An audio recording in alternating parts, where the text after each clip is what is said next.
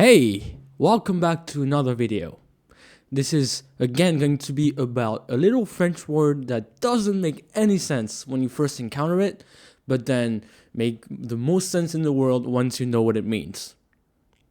It is yet again a small word. Just like we did la last time, this is going to be about si.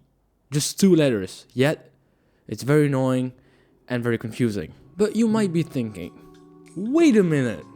Isn't si just the French for if? As in, if I leave now, I'll get there before sunset. Si je pars maintenant, j'arriverai avant le coucher du soleil. Yes, it is. But I thought you would be more clever than that, and you would anticipate that it is not the only meaning it has. Come on, you must be used to that. French is all about that. Taking some simple terms and making them super complicated with very implicit meaning. It is the same thing with si. Si doesn't mean just if. Sorry. And you might be thinking, well, how come I've never heard about another meaning? Because once again, it's an oral meaning and we never write it down, or very rarely, or when we text, but that's like oral meaning. It's oral. What does it mean? Patience. You know how si means yes in Spanish or in Italian? Well, turns out that we might have been a bit jealous and we also took si as a yes. But easy. Doesn't mean yes in every situation. Yes, I know it might be a bit surprising, but it's the case. Basically, we use the word si to show an opposition between what the person is talking about and what we think. Does that make sense? Maybe more like if someone states something grammatically negative, as in, you didn't go get the bread, did you? But you did go get the bread because it's 12 p.m. already, come on. So you answer, yes, I did get it. In French, this conversation would give something like, t'es pas allé chercher le pain, non? Bah si, j'y suis allé. Understand?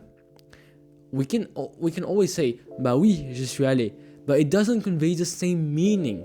Si marks an opposition between what has been stated before and what is now stated.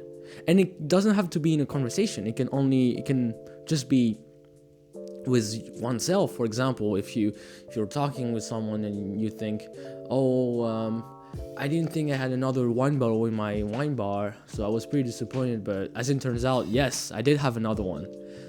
This would give something like, je pensais que j'avais plus de bouteilles de vin dans ma cave à vin, mais en fait si, il m'en restait une.